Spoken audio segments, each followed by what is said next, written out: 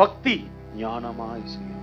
சில பேர் பக்தி செய்வாங்க, அவங்களுடைய பக்தி, அவங்க இஷ்டத்துக்கு பக்தி, அவங்க நினைக்கிற பக்தி, அவங்களுக்கு பிடிச்ச பக்தி, அவங்களுக்கு ஏற்ற பக்தி, அவங்களுக்கு இஷ்டமான பக்தி.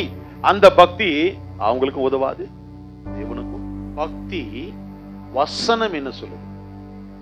ஆவியானவர் எப்படி நடத்துகிறார், ஆவியானவர் என்ன வெளிப்படுத்துகிறார், அப்படிதான் பக்தி செய்யணும். அவங்க இஷ்டத்துக்கு செய்யற பக்தி உதவாது.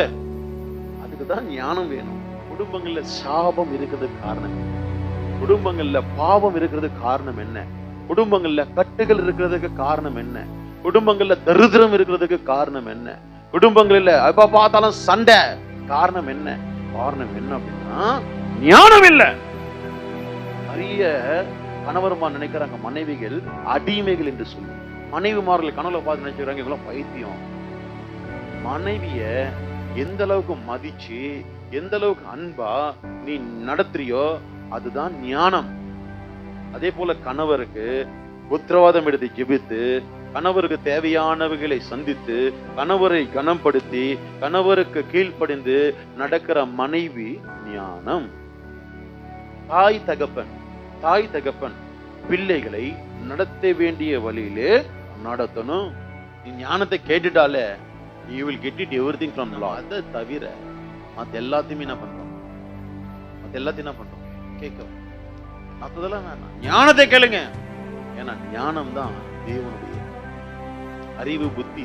நீங்க படிக்கிற படிப்பில கிடைச்சிடும். வசனம் சொல்லுது, கர்த்தருக்கு பயப்படுதலே ஞானத்தின் ஆரம்பம். எங்க இந்த ஒரு ஐஸ்வர்யம், எங்க இந்த ஒரு மகிமை?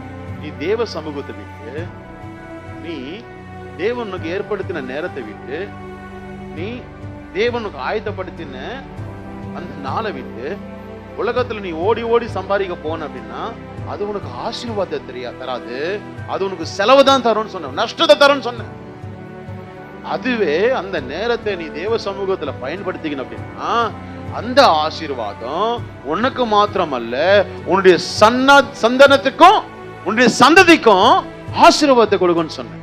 நீ கோச்சிக்காட்டு போனாலும் நான் சொல்றேன், சத்தியமா சொல்றேன், நான் அது உங்களுக்கு ஆசீர்வாதம் கிடையாது. தேவன் உங்களுக்காக ஆயத்தப்படுத்தின அந்த பந்தியில வந்து அமர்வதுதான் ஞானம்.